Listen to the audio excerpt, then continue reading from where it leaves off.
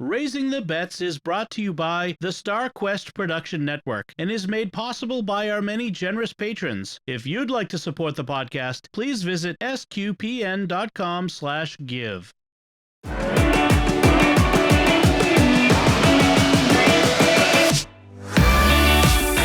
You're listening to Raising the Bets. We're a Catholic couple raising 5 kids outside of Boston.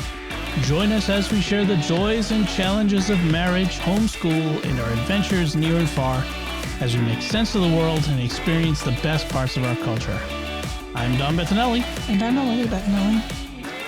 So, folks, if you listened to last week's episode, which most of you probably did, you know that I just lost my father when we recorded, just hours before we recorded last time. It seems like that's a year ago. It seems like so long ago now. In the intervening week, we have had the wake and the funeral, and so I thought we would talk a little bit about that. But first, maybe talk a little bit about today, where we had we're all sick now. So all 5 kids are sick. All 5 kids are sick. They've basically been sick since summer camp a month ago. Well, they all got better, and then they all got worse in waves. Yeah, it's coming and going in waves. So, like, I don't think Sophie ever really got over her cough. She was mostly over it, and then now she's sick again. Yeah. So, your prayers for that would be appreciated, because it's already been a long week, and it's going to be another long couple of days while they get over this.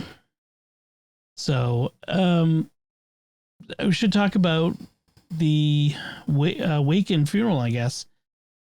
We had the wake for my dad on Thursday. The funeral was on Friday. He had died the previous Sunday. And, the big thing was telling my mom. As I think I mentioned, my mom is in a nursing home.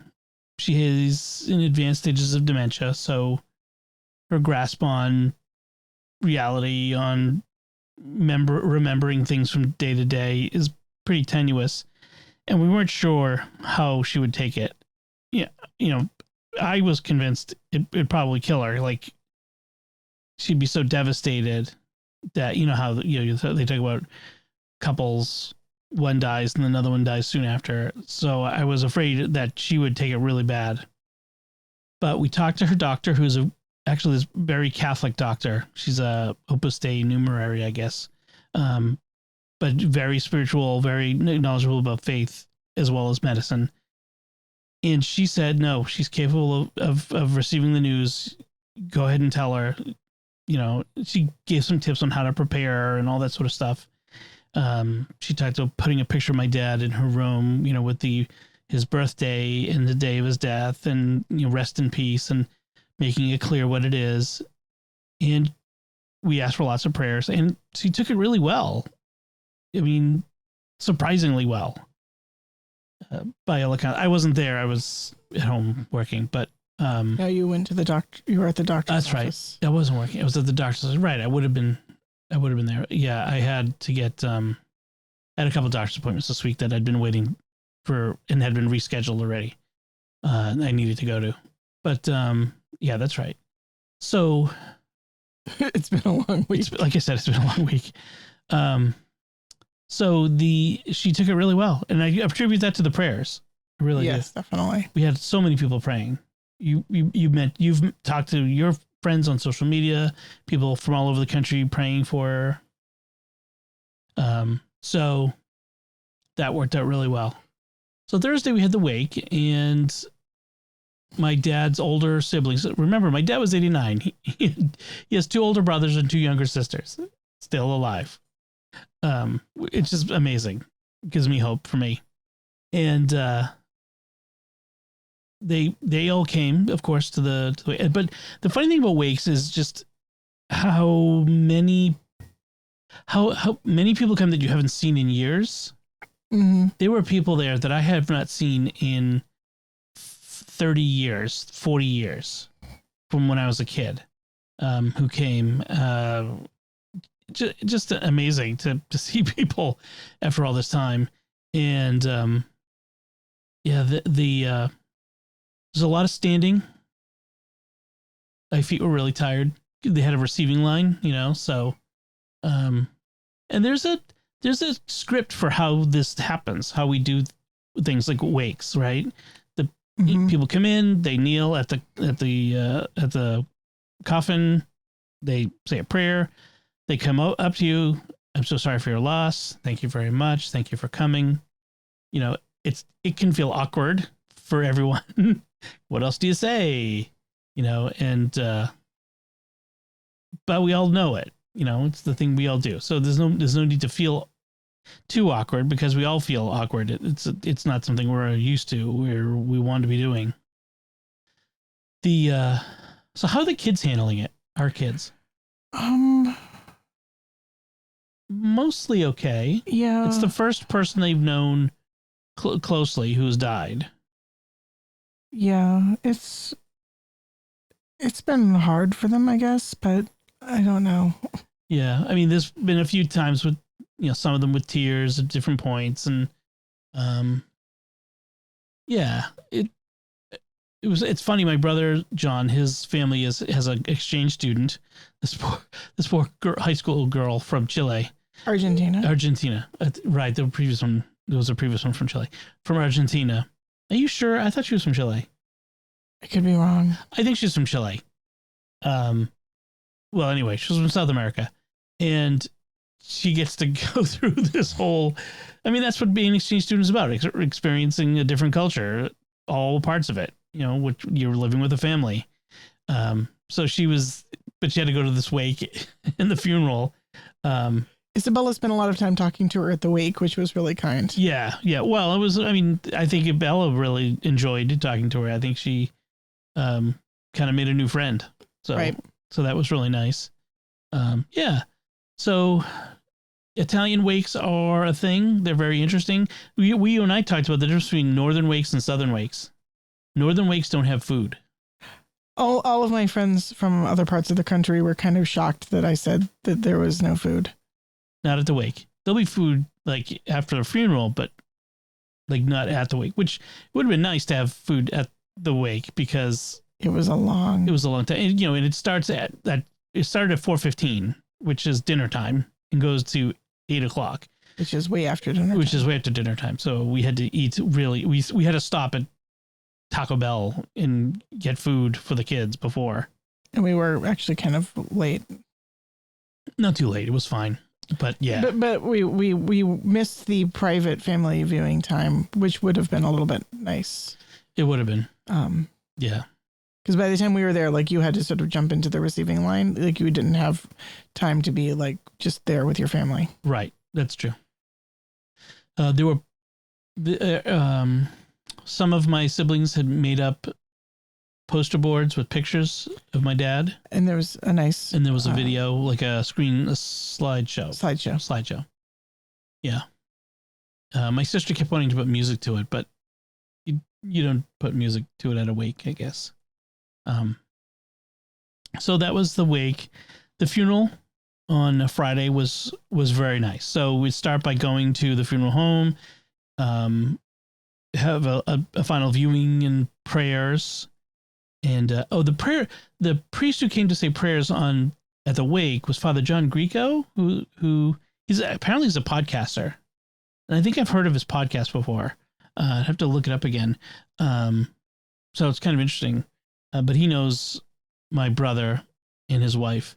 But so the funeral mass on Friday, Immaculate Conception Church in Stoughton, where Father Carlos Suarez, who's a friend, is the pastor. So that was really nice. Father Chip Hines, who you might know from other Star Quest shows, who's also a friend of mine, he can celebrated. And we had the funeral mass there. And was one of the really nice things was my brother John gave the family remembrance at the end of the mass. So, quote unquote, eulogy. But we don't do eulogies in the Catholic Church. We do remembrances after the end of mass. And it was really good. In fact, I'm going to record it and put it at the end of the podcast. It's kind of long, so I don't want to put it right in the middle and slow things down. But if you're interested, stick around to the end. It was so good. It was one of the best things I've heard. And Father Chip actually said, in 18 years of being a priest, it's the best eulogy he's ever heard. Yeah. Yeah. It was good. If you listen to it, I mean, I think it's pretty much a perfect encapsulation of the Christian mystery of discipleship, the death of a disciple who, not a saint. My dad was not a saint. He was, a sinner like the rest of us. And, but he also had conversion throughout his life. So, there's it's really good. And my brother kind of weaved in the theme of love that my dad had for others, that others had for him, that Christ has for us. You'll really enjoy it. So if you get a chance to stick around to the end and give a listen to that. Then the interment, he was being buried at the Massachusetts National Cemetery. It's the military cemetery in the town of Bourne on Cape Cod at the Joint Forces Base, Cape Cod. It's a military base down there. And so we drive down. It's about an hour drive. And so we caravanned. We processed down, not caravan, processed down. I know. Processed down. And it was really nice. It's beautiful for one thing. Like the location was really nice. Very military precision, the way they do everything. They, you pull up, you park in a place, they greet you. It's very precise. Then they lead you through to a particular interment chapel. So you don't go to where he's going to be buried, but to a little outdoor chapel area where an honor guard is there. So whichever branch of the military the deceased was in, they have an honor guard for them there. So my dad was in the Navy, so there was a couple of Navy officers and a petty officer there. My nephew, who's a first lieutenant in the Army, took part in the ceremony as well. So the funeral director led the graveside service, and he led the prayers, but he also read a poem, and I am going to read that one here. And it was such a really good poem, perfect for my dad, perfect for a Navy man, and it also reminds me a little bit of Tolkien. And I'll read it for you. It's by Henry Van Dyke, and it's called "Gone from My Sight." I am standing upon the seashore, a ship at my side, spreads her white sails to the moving breeze and starts for the blue ocean. She's an object of beauty and strength. I stand and watch her until at length she hangs like a speck of white cloud just where the sea and sky come to mingle with each other. Then someone at my side says, "There, she is gone." Gone where? Gone from my sight. That is all. She is just as large in mast, hull, and spar as she was when she left my side. And she is just as able to bear her load of living freight to her destined port. Her diminished size is in me, not in her. And just at the moment when someone says, "There, she is gone," there are other eyes watching her coming and other voices ready to take up the glad shout, "Here she comes." And that is dying. So, pretty good poem. Yeah. I kind of feel like the last line is extraneous and you could just cut it. And that is dying? Yeah. I think it's extraneous. I don't think it's necessary. Well, I think he's trying to make sure that people know what he's writing about. Right. But you don't need to. Maybe. I don't think it's, I think it weakens the poem. Honestly, if I was like the editor who was printing it, I would say, cut that line. Okay. Well, in any case, no, it's good, but just... yeah. So the poem itself, it reminds me a bit of like the elves leaving Linden, heading into the outer west, heading, back to the Valar, and in the Lord of the Rings, as they go over the horizon, and they take up the glad shout, "Here she comes." So, really, there was a powerful moment and very moving to me. They have the whole, they play taps, they fold the flag is presented. In this case, it was presented to my older brother, Bernie, who's the oldest. And then we went back to a restaurant for some food and fellowship. Yeah. And that was it. I mean, it was a It's a very long day. long day. Yeah, I mean, long day for the kids. We had to make sure we packed sandwiches in the car and snacks and stuff because it was like we left the house at 9, didn't get back till after 5, I think 6 or something like that. After 5. Yeah. So it was a long day out, long emotional day, yeah, it's going to be weird. I mean, as anyone who's lost anyone knows, you have these moments where you kind of you're thinking, oh, they would love this, or oh, I wish I could say that, and you can't. So it's going to be odd for a while, as anyone knows. So, yeah, that's that. Any other? Did I miss anything? I think that's about it. I heard from so many of you. It was very nice. Some people offering their condolences. People saying that the remembrances of him that we had from last week was meaningful to them and helped them with their own memories of loss. So it was really nice. So I appreciate it. Thank you. All right. How do you segue from that? You don't. Well, in your family, life goes on, and Saturday, the day after the funeral, right? We actually, not the men folk, because this is one of those ceremonies that's peculiar to women. We had a bridal shower for your nephew, my nephew's John Paul fiance, right? So they're getting married right at Thanksgiving, and this bridal shower has been planned for quite some time. And well, life goes on, and I think everybody was glad to have a reason to celebrate, because life is such that mourning and gladness oftentimes go hand in hand, side by side. The Bible says there's a time for everything under heaven, and sometimes those times butt up against each other. Yes. They, in fact, they often do. Yeah. And curiously enough, the menu at the bridal shower was very similar to that at the post funeral. The meal, the luncheon, but both Italian. Yeah. Go figure. Surprise.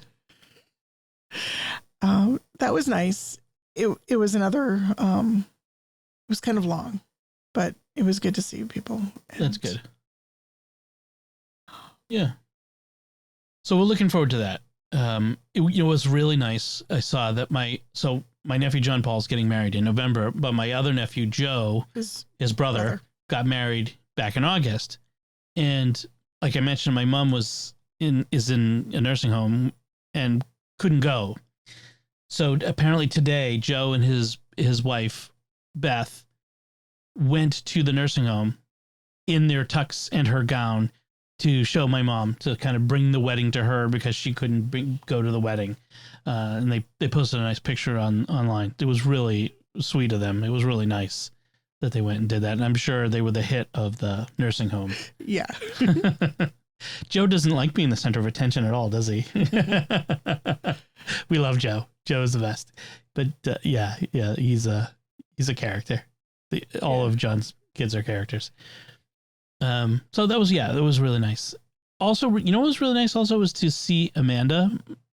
So my dad, I think I mentioned last week, my dad and my mom and dad divorced 35, almost 40 years ago now.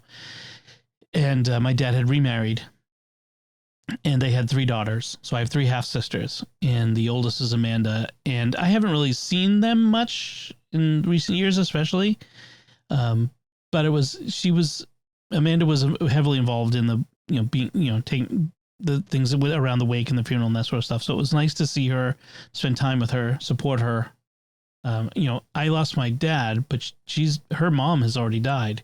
So doesn't have a mom or dad now. So, it's harder for her, especially. So it was nice to see her and her sisters there and to connect with them. So All right. Like I said, I don't know how to transition, so I'm just going to segue right into talking about food because, what makes you feel better than food? We didn't get a chance to talk about stuff we've been making last week, but there's a couple things I want to mention. Got this recipe for barbecue baked beans on the smoker. These aren't from scratch beans. These are like open cans of pork and beans and then doctor them up. So this recipe comes from How to Barbecue Right. Malcolm Reed is the cook, and his YouTube channel is How to Barbecue Right. And so it's like cans of pork and beans, an onion, brown sugar, some barbecue sauce, ketchup, mustard, Worcestershire sauce, and some barbecue rub, all mixed together. And then you just put it on the smoker for 2-3 hours. It was pretty good. I liked it. It was tasty. Yeah, it was pretty tasty. I mean, even for having come out of a can, Honestly, I think that when you do beans from scratch, they can often end up tough if the beans aren't fresh enough. If they're old, they can be tough. Yeah. And so I think that doing it from the can allows you to focus on the flavor as opposed to worrying about whether or not your beans are going to end up inedible, because you can put all the right flavorings on them, but if the beans are just too old, you're going to end up with something that's tough and inedible. And that's happened to us too many times. Can you soak them longer? Will that help? I don't think so. No. Yeah. So it was good. I might put a little less barbecue rub. Malcolm's a little heavy on the barbecue rub, I've noticed in his recipes, but it was flavorful. It was good, so I liked it. The problem with our smoker is like the way he's got a big smoker, so he can put the beans on and then put other stuff on next to it. There's no room for that on ours. Like the beans pretty much take up the whole smoker. So anyway, I'm not asking for another smoker. No, I'm not getting one. No. So that was barbecue baked beans on the smoker. Then I made a soup that I've been looking at for a while. I had a few different recipes of it that I was working from, but it was called chicken cow soy, and it's a Thai chicken soup. And it's kind of curried. It's not just kind of, it's a curried soup. So it starts with, interestingly enough, Mexican chilies, Guajillo chilies or New Mexico chilies that are dried that you rehydrate.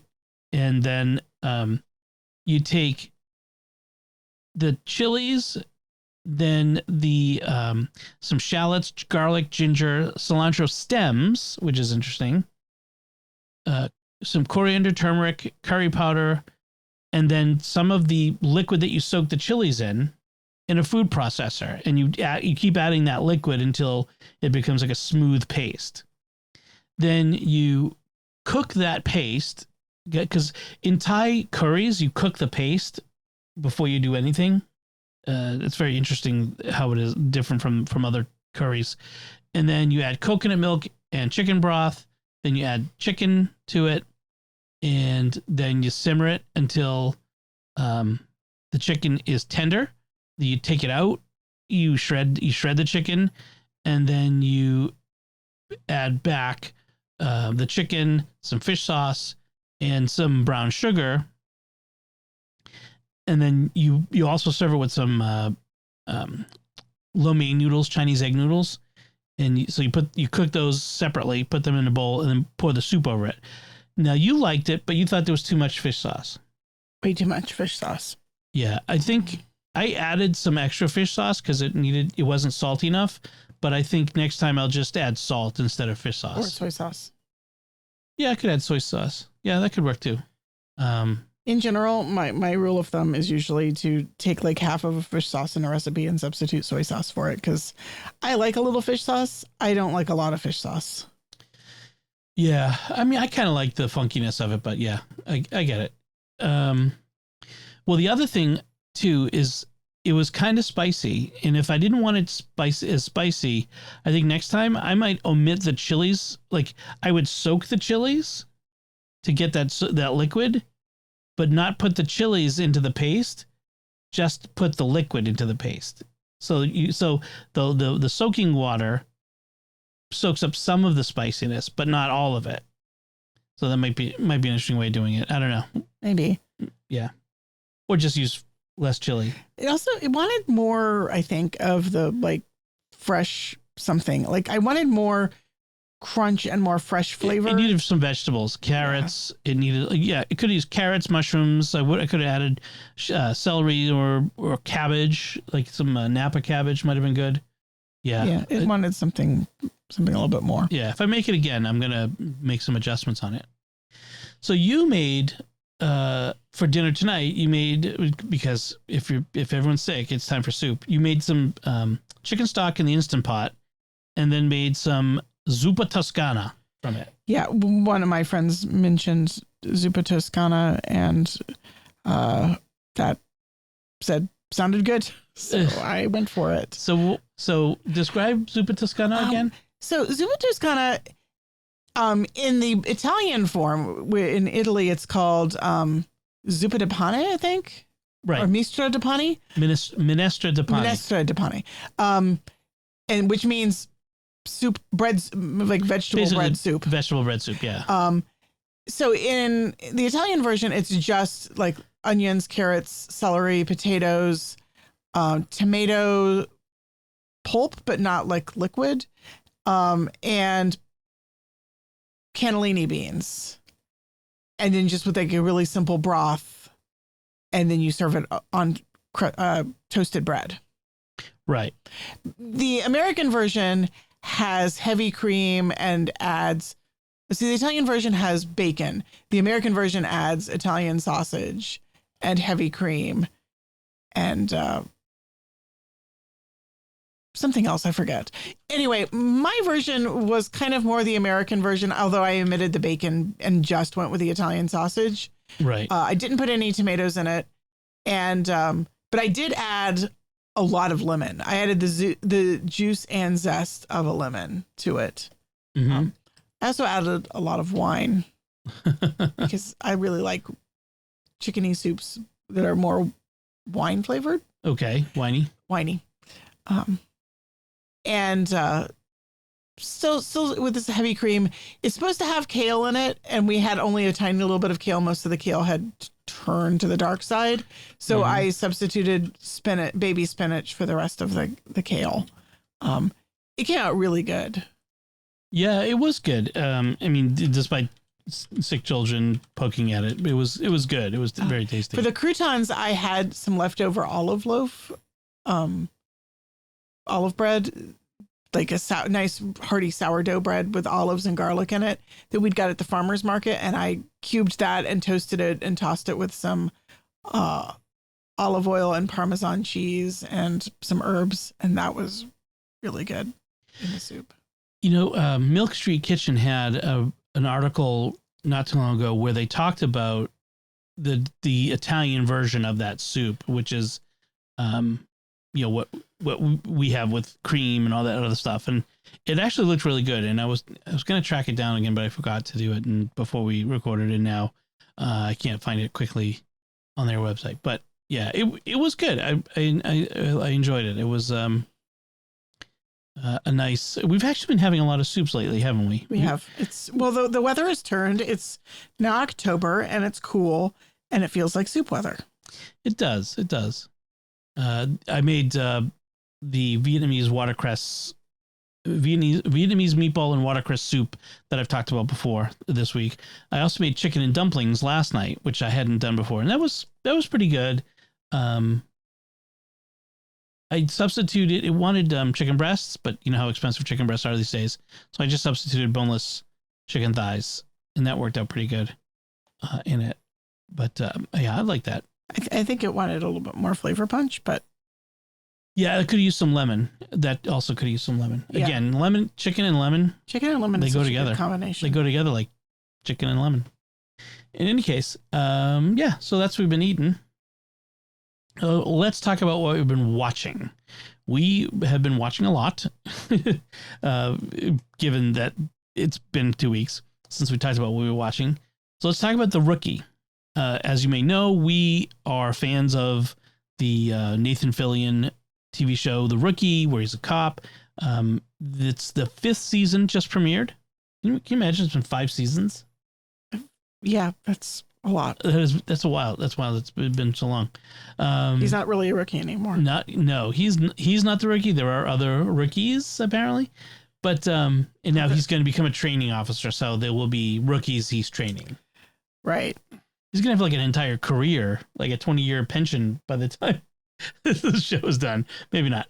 But one of the things we observed was how uneven the episodes are, like, but from one episode to the next.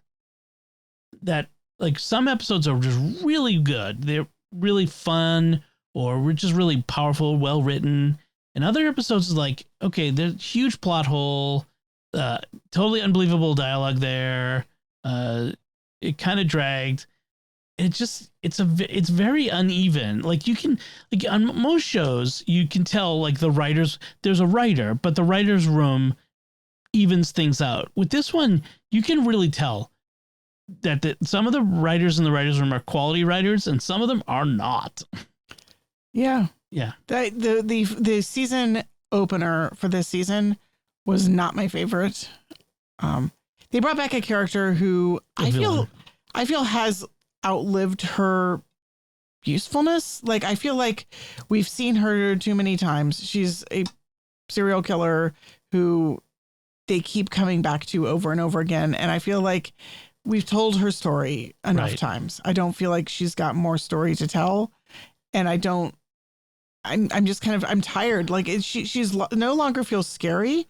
And when you're scary, super creepy serial killer no longer feels scary, they're done. She's not scary because you're familiar with her. You know, you've seen her too often. And this just was so improbable. The situations that, like, how would that happen? How would they get access to that? They did not build the scenario well, and it felt like no way. Contrived. No, this is contrived. Would never happen. That they would never do that. Like, you can always tell the problem is when a major thing happens off screen, like they escape from something or they get out of something, but they don't show it to you because it's improbable. It's impossible, probably. And so, they managed to do this impossible thing, but we're not showing it to you because we don't want to have to figure out how to write that. Like, it's just cheating. So, yeah. But nevertheless, Nathan Fillion is always a joy to watch. This character is a great character. And the supporting cast, I pretty much like. I mean, the cast has changed over the years, but I really feel like right now this cast is really good. There's no one, I'm trying to think if there's any of the characters that I really dislike, and I think they were all pretty good. I mean, there've been characters in the past where I'm like, man, wish they kind of get rid of that guy. That one's kind of annoying.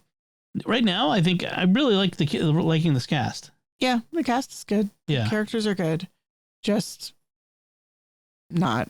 I am hoping that I'm hopeful that they'll get past this plot. Pretty quickly, and then we'll move on to something new and different. That would be nice. So we watched the first 3 episodes of Andor, the new Star Wars series on Disney Plus. So good. I really like it. Very good. There has been almost no buzz about Andor. I don't think I've seen anybody talking about watching it on social media. Nothing. Outside of Star Wars. Outside circles. Of like very hardcore Star Wars fan circles. But unlike like Book of Boba Fett, which seems to have a fairly broad appeal, it doesn't feel like anybody is even aware of Andor outside like the hardcore Star Wars fans. It's wild. Maybe it will gather maybe there's some Star Wars fatigue. Maybe it's waiting to gather an audience. I don't know. It's kind of like it's disappointing. Part of the thing is it's been out. They recorded it so long. They recorded this like in 2020. It's been like 2 years since they filmed this version. It's not being filmed on the volume. It's being filmed on location. The volume is that special stage, the 360 visual projection system that they did Book of Boba Fett and Kenobi and Mandalorian on. But this was filmed outside on, in locations. So, and it's got a real gritty feel. There's no Force users. There's no the Force. It's all very, it's about so we saw Cassian Andor in Rogue One. Yes, he's very gritty character. He's a rebel. He's a rebel, but he's not really in the rebellion for idealistic reasons. It feels like he's much more of a pragmatist. You mean in Rogue One? In Rogue One. I got that. I felt like he was kind of. I wouldn't say that he's like, I think he's no longer idealistic. I think there are all kinds of people who join a rebellion. I think that's one of the things they were showing. Like you have the zealots like Saw Gerrera. You have the politicians like Mon Mothma. You have the starry-eyed idealists like Princess Leia. And then you have Cassian, who's sort of the gritty foot soldier who knows you got to get your hands dirty in order to get things done. And he's done things that he doesn't, he knows are not noble. He comes right out and says, I've done things, immoral things, bad things for this rebellion. Right. So, I mean, he's no Han Solo or Luke Skywalker. He's kind of his own character arc, but, so this is more of his origin story. Yes. Which fills in some from Rogue, what we don't get in Rogue One. And I really like it so far. I think his character is really interesting. I really like what they've done with the storyline. I think there's some other interesting characters, like secondary characters as well. Very much so. And so it's early days of the rebellion. It's about the same time as the Star Wars Rebels TV show.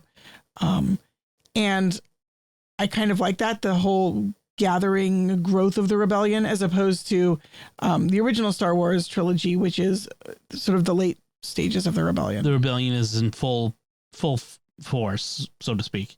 Right. So Luke is kind of he enters into the scene late in the game. Right. In Star Wars. Like the rebellion has already been going on for quite some time, and he's just kind of the latecomer to an already established right. Whereas this movement. This is early days. There is no rebellion yet. It's just isolated people resisting the Empire, but they haven't yet coalesced into something organized, an alliance. Right.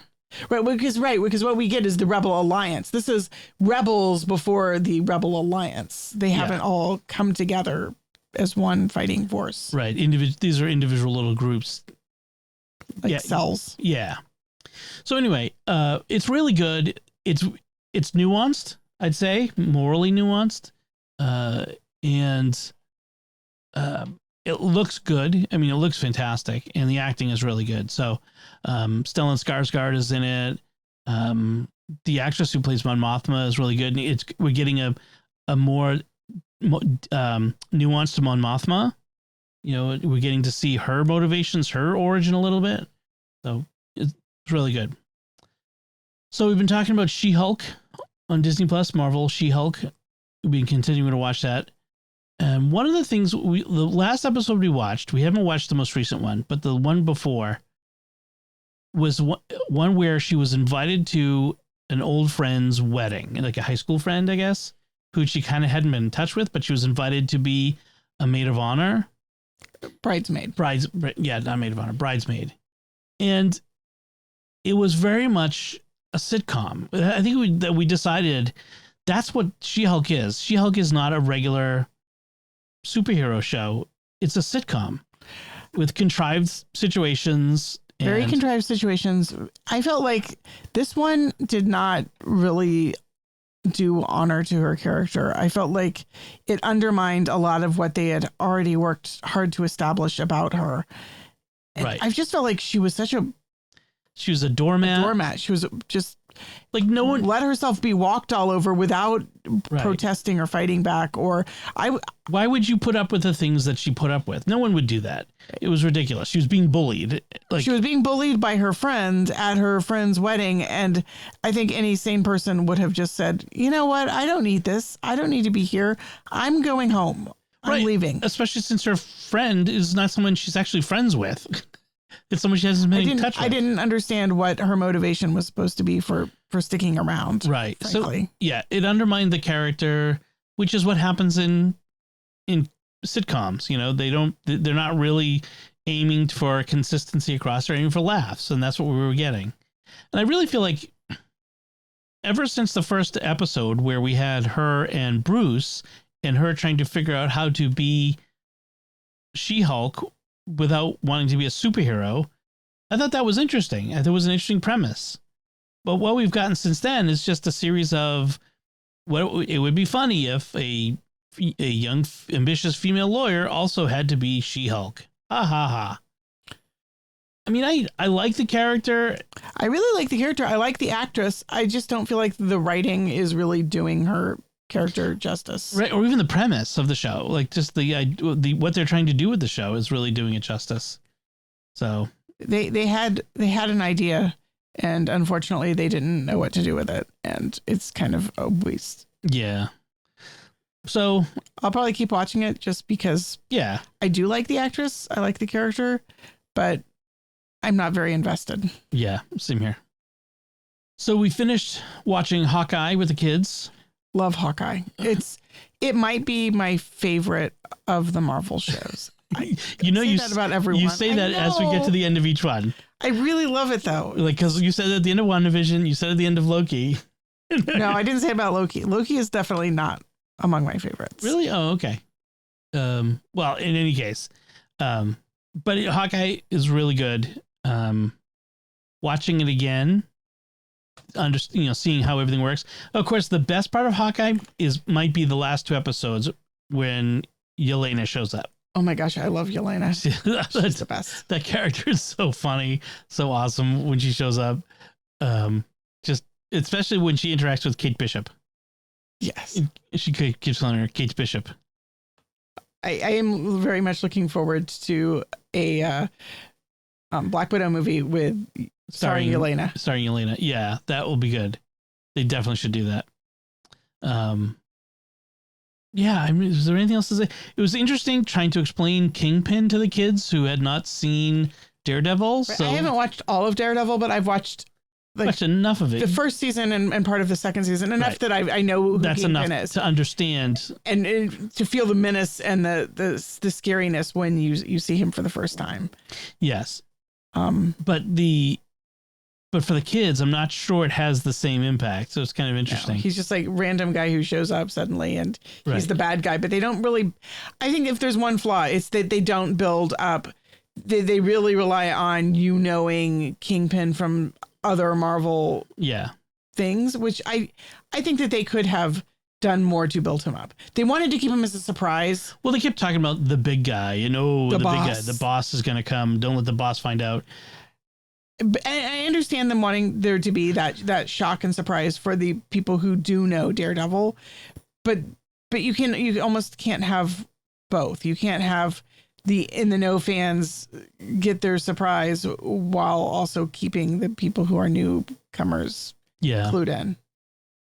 Well, it's going to be the same way with Spider-Man Homecoming with something. I won't spoil it for you. Okay.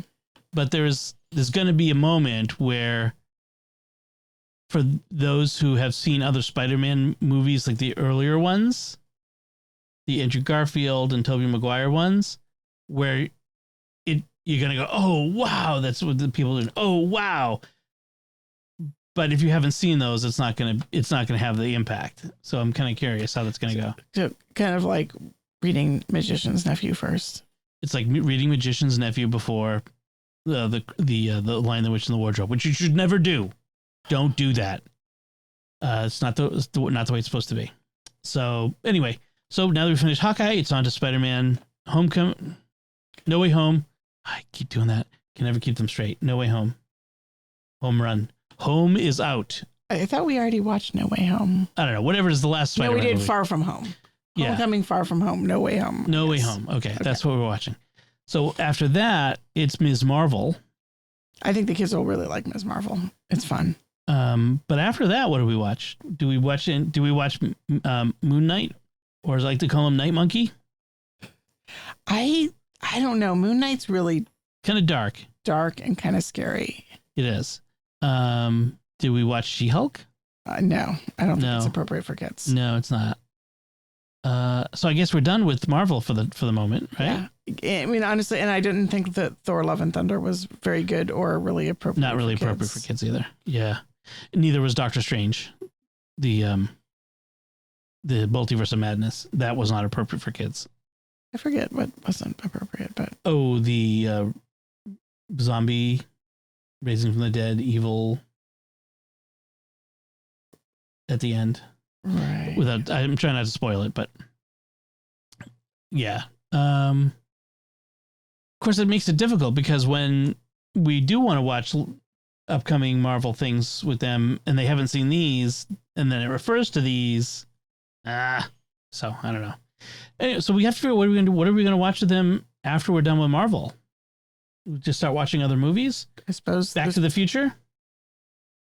Like classic movies? maybe. I think we need to pre-watch them because I don't think that you remember all the stuff that is not kid-friendly in some of these movies. Well, that is true. That is a common problem for my generation.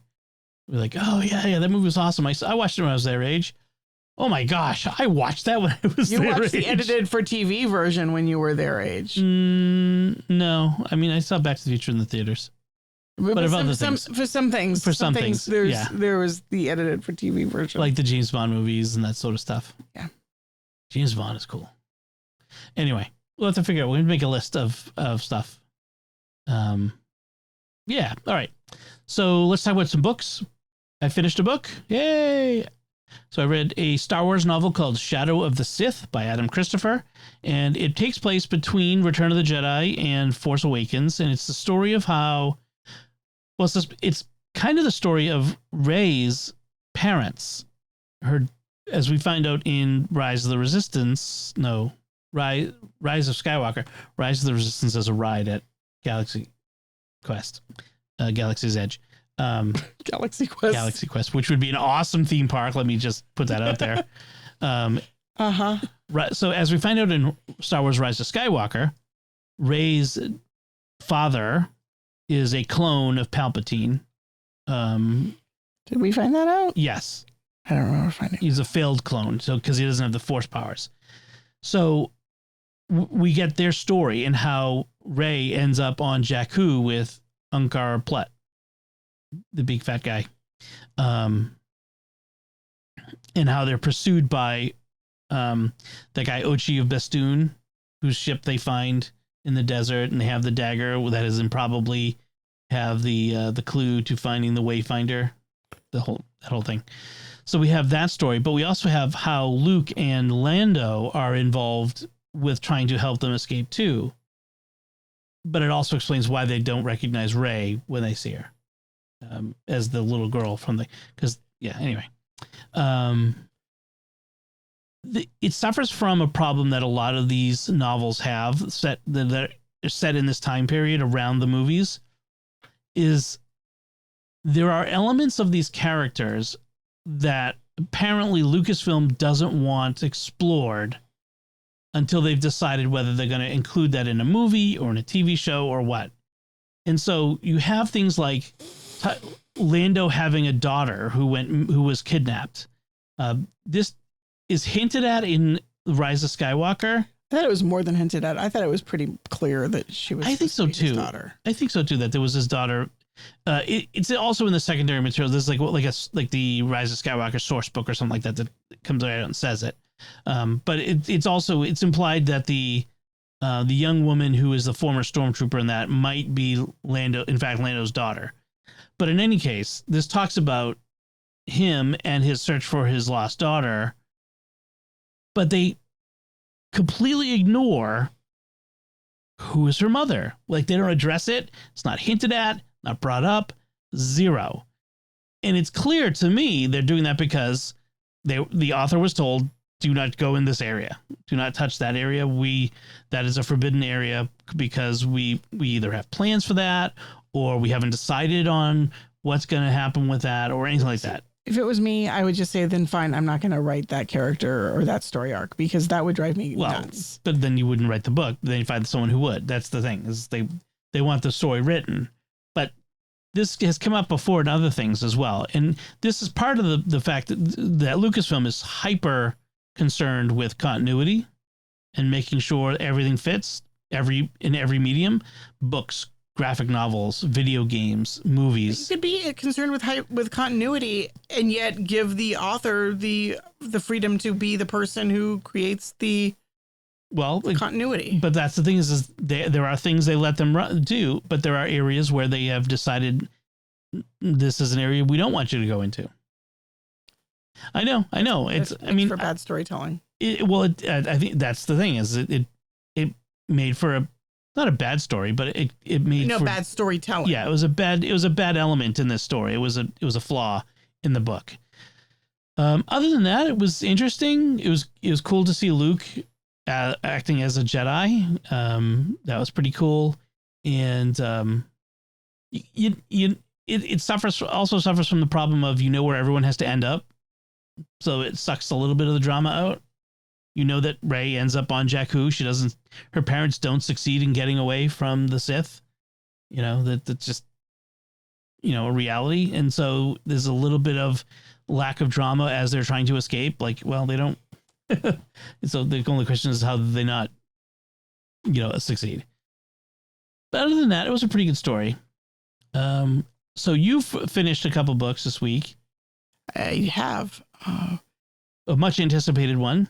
So much anticipated was Naomi Novik's third book in her Scholomance series. The first book was Deadly Education, then The Last Graduate, and then this third one was The Golden Enclaves. And I've been waiting for this book for a while. It was really good. It had a couple elements that I didn't love. Some stuff that felt like it was put in there just to satisfy the sort of dictates of the YA genre. Interesting. But they were minor, and I could kind of just headcanon them away a little bit. Okay. But on the whole, the way the twists and turns, the plot kept going in directions I did not expect in very satisfying ways. It surprised me multiple times. And the final ending was satisfactory in a way that I was hoping. I was hoping that the series would wind up in a satisfactory way. And I really didn't know how it was going to do that. And it did so in a way that I couldn't have anticipated. And I was happy with that. Okay. One thing I consistently like about Novik is that she is hard for me to anticipate where she's going to go. Yes. With the story. I was just saying that last night because I've started reading it and I was saying, well, obviously this is, actually, I'm not necessarily obviously. I was about to say, well, obviously this happens, but maybe it doesn't, she's unpredictable. And yet everything that she did that I didn't expect was better than I could have anticipated. Like, it was more satisfying.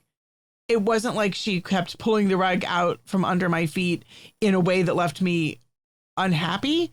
It was more like, yes, this is not what I expected, and this is better than I could have expected. Right.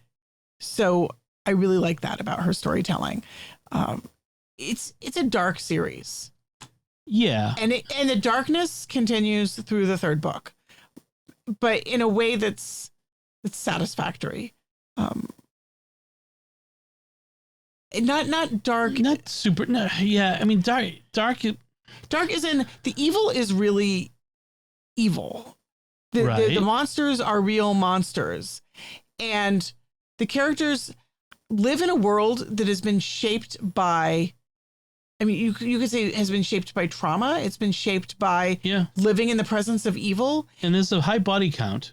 And the way that societies shape themselves when something horrible has happened, like in the wake of a revolution, or the way American society continues to be shaken by and shaped by our experience of slavery.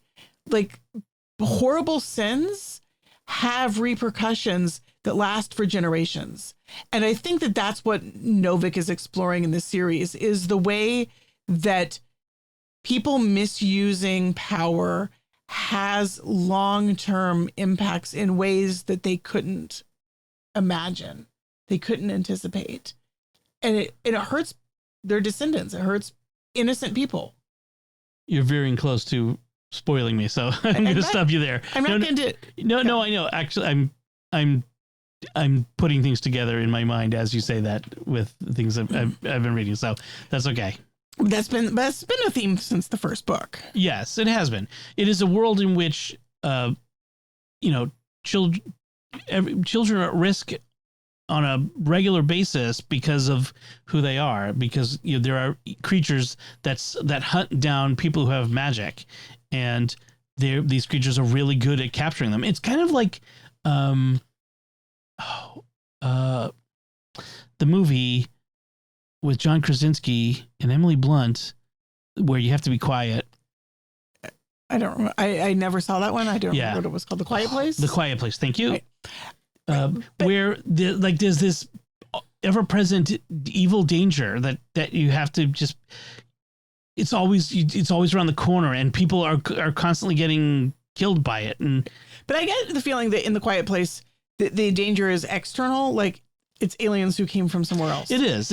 Whereas I think one of the things that makes the world of the Scholomance different is it's pretty clear from fairly early on that most of these evil monsters that are coming for the kids are the result of magic gone bad. Magic users who have deliberately used their magical gifts in ways that are destructive, the ways for evil, or have done unethical things, and there are repercussions for those unethical uses of magic. And I like that. I mean, I like world building where evil deeds have evil repercussions. Like you don't get away with doing bad, and there's no fallout for it. Right. J.K. Rowling. Right. I mean, it's a sort of ethical realism where the ethics feel grounded in a moral reality. Yeah. So then I also read a book which was slower and harder to get into. It's the sequel to The Golem and the Jinni, which I really enjoyed. And it's called The Hidden Palace. And it's got a wide range of a huge number of characters that you met in the first book. And it takes a long time to build tension. There's a lot of just sort of what happens to these characters after the end of the story. And tension grows until I was at 85, 90% of the book. And I'm thinking things got really bad really fast. And I have no idea how they're going to pull out of this. And is this going to be a book that ends on a cliffhanger? And then it did resolve in a way that I really liked, but it did build much more slowly than The Golem and the Jinni. And so I think that might have been kind of a weakness. But it was a good book. It was worth reading. Okay. And then I feel like I read something else and I cannot remember what it was. In the last 2 weeks. Yeah, I'm sure you have. You finished your Goodreads challenge. I finally finished my Goodreads challenge for the year. I've read 52 books and I'm still going strong. Bragger. So, I'm way behind. So that's where we're going to end things this week. I mean, it's been a long week and we've already talked for an hour. Like I mentioned, I will append at the end of the recording, my reading of my brother's eulogy for my dad. I hope it's edifying, enjoyable for you. If you choose to listen to that, and let me know what you think.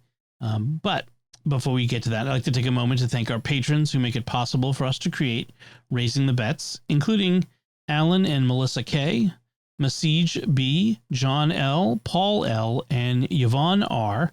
Their generous donations at sqpn.com/give make it possible for us to continue Raising the Bets and all the shows at StarQuest.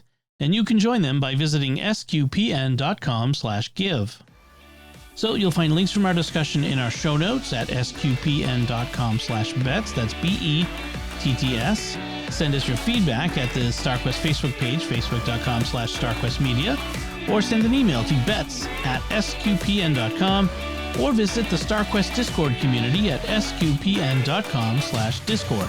Follow Raising the Bets in Apple Podcasts, Google Podcasts, Spotify, Stitcher, TuneIn, your favorite podcast app, or at the StarQuest YouTube channel, where you should also make sure to hit the bell to get notifications. Until next time, I'm Don Bettinelli. And I'm Melanie Bettinelli. Thank you for listening to Raising the Bets on StarQuest.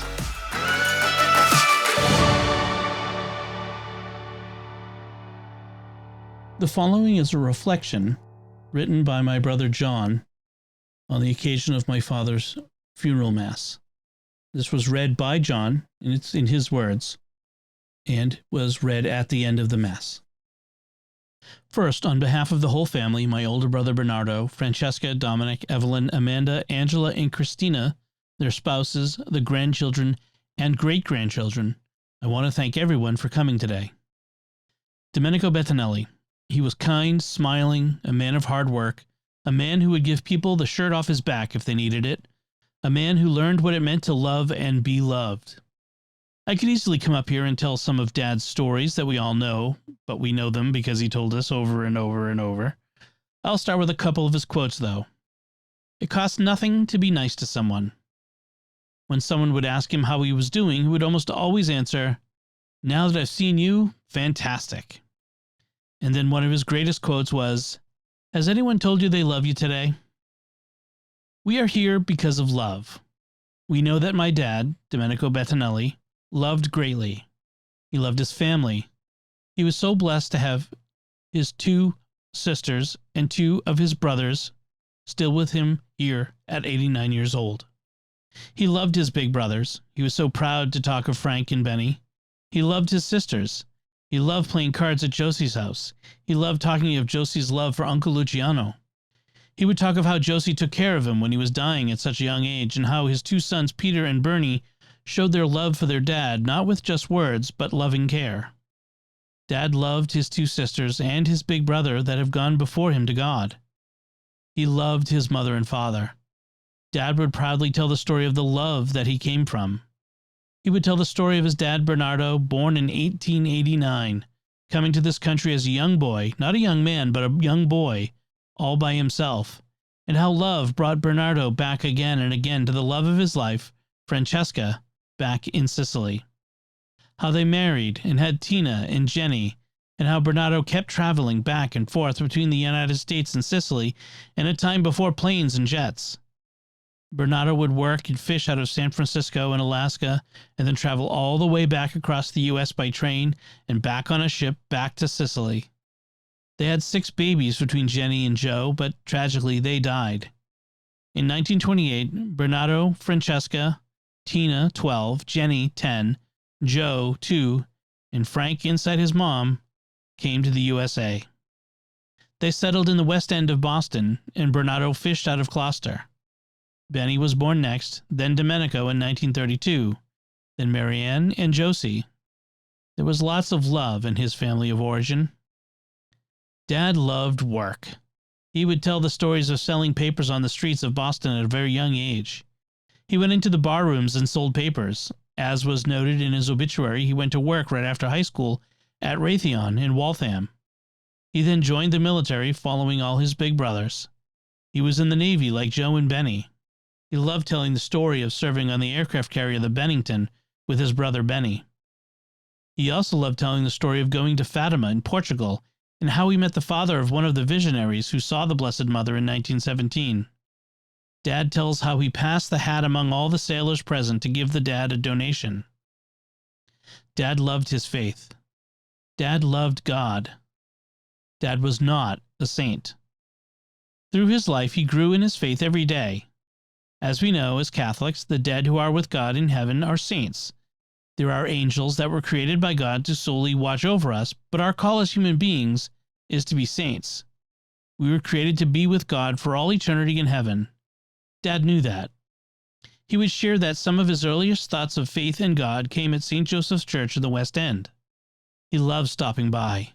He loved going up to the choir loft and listening to the beautiful music during the Mass.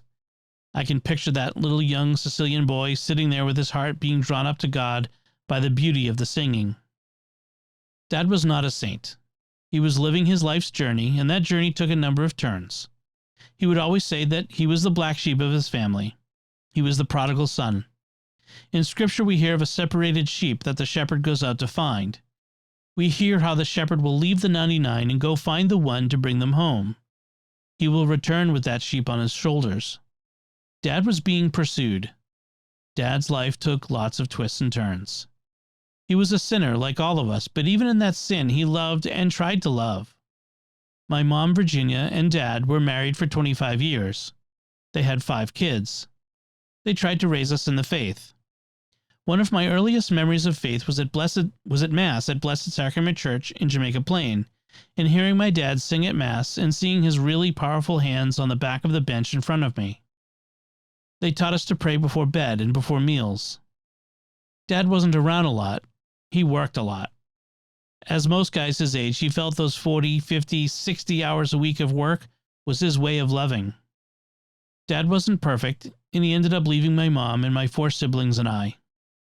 The pain from the divorce that was brought into my family was horrific, and those were really dark days, months, and into years. Divorce can be really painful for the children, even 30, 40, 50 years later. Those decisions can still affect so many. Dad did love again. He loved Mary Ellen and their 3 daughters, Amanda, Angela, and Christina. I too had been the black sheep of my family. I too was like the prodigal son and tried to live my life my own way, and not the way God wanted for me. During that time, I literally didn't see my father for almost 3 years. I got involved in things I shouldn't, but God was pursuing me as he was also pursuing Dominic.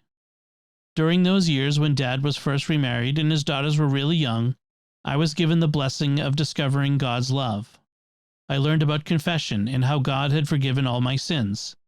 I just needed to go to him. I learned about the true presence in the Eucharist. I then figured if God could forgive me, then I could forgive my dad.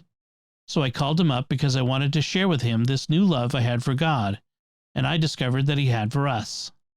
Dad and I met, and Dad listened, and we shared back and forth. He was totally open to it. Not too long afterwards, 30 years ago, Dad's heart failed for the second time. He was 59. The doctors told us they had to do a quintuple bypass, and Dad had a 10% chance of surviving. Then his wife, Mary Ellen, showed my mother, my siblings, and I a total selfless act of love, and she said if we wanted to come in to say goodbye to Dad, she was okay with that. At the same time, Dad asked me how he could be right with God. I went to my priest friend, who went to the cardinal, and asked what Dad needed to do. The priest met with Dad for about an hour before the surgery. We each got to say our goodbyes to Dad. He obviously survived, and his life was very different from that day forward. He returned to the church. He became a daily communicant. He loved serving the church. He would open up St. Matthew's in the morning. He loved reading his daily devotional and scripture book, the Magnificat. He tried to be the best dad he could be to his young daughters, to his 5 older children, and to his wife, Mary Ellen. Mary Ellen was very open to Dad trying to juggle all the relationships. He traveled to Steubenville with my family, including my mom, to see my brother Dominic graduate from college. He traveled to Rome with my sister Francesca, Dominic, and I back in 1999. He loved all that we saw and did. He saw his faith in such a deeper way. He saw that we stand on the shoulders of all who have gone before us in faith. He loved all the churches. He loved the statue of the Pieta of the Blessed Mother Mary holding the lifeless body of Jesus. As life went on, he and Mary Ellen were dealt a very heavy cross with Mary Ellen's sickness that took her home to God after almost 10 years of struggle. Throughout all of that, Dad tried to show her love in his care for her. It was so painful for him and the three daughters when Mary Ellen went home to God. That same year, he took a bad fall and ended up in the hospital and recovery rehab. During his recovery, we brought him in some simple junior high reader books on the saints produced by the Daughters of St. Paul. I believe that first night we brought 5 books. The next day, when I saw him, he was so excited. He had finished all 5 books in less than 24 hours. He couldn't believe the amazing stories of Maximilien Kolbe, St. Therese of Lisieux, and the others. He asked me for more stories. We brought in 25 others, and he kept devouring the stories of the saints. At this point in his life, he was given a gift. He ended up getting to move in with my brother Bernardo and his wife Carol. He and my mother reestablished a great friendship. It was a great gift for my mom and dad. He got to go to Mass daily with her when they could at the chapel in Brockton, and then here at Immaculate Conception when it was just him. Bernie got him a scooter, and he would scooter up the road here to the church, and if there was Mass he would go, and if not, he would just sit out front in front of the grotto statue of the Blessed Mother, and he would say his prayers. He would read his Magnificat book daily. He prayed for all of us here now, and all who have gone before. He was given the gift of a peaceful death. He was given the gift of someone praying the prayer to St. Joseph at the moment of his death. My daughter Teresa said when he died and stood before Christ, Jesus looked at him and used one of his quotes on him. He said, "Domenico, has anyone told you they love you today?" Jesus showed him his hands and wounds and embraced him and welcomed him to eternity. Dad would be the first to say he wasn't a saint, so he would want us to continue to pray for him. He wants to be with God in heaven, but he may still need our prayers to shorten his time in purgatory. If that's the case, then we need to keep praying for him. This morning, when I was saying my morning prayers, I was wondering if God could give me a gift of knowing I was heading in the right direction for this reflection. I picked up the Magnificat book like my dad would every day, and today is the feast of St. Jerome, who died in the year 420. And this was part of today's meditation written over 1600 years ago, and it could have been written today for my dad. The Savior himself came not to call the just, but sinners. For those who are healthy do not need a physician. And he wishes the repentance of a sinner rather than his death. And he brings home the poor lost sheep on his shoulders. And when the prodigal son returned, his father received him with joy. He to whom more is forgiven loves the more. And at the same time the angels in heaven rejoice over the safety of one sick sheep. And if anyone thinks this is not right, let him listen to this coming from the Lord. Are you envious because I am generous? God was generous with Dad. Dad, throughout his life, God pursued Dad. Dad learned to love and be loved. He was a kind man with twinkling eyes. He was a man who loved.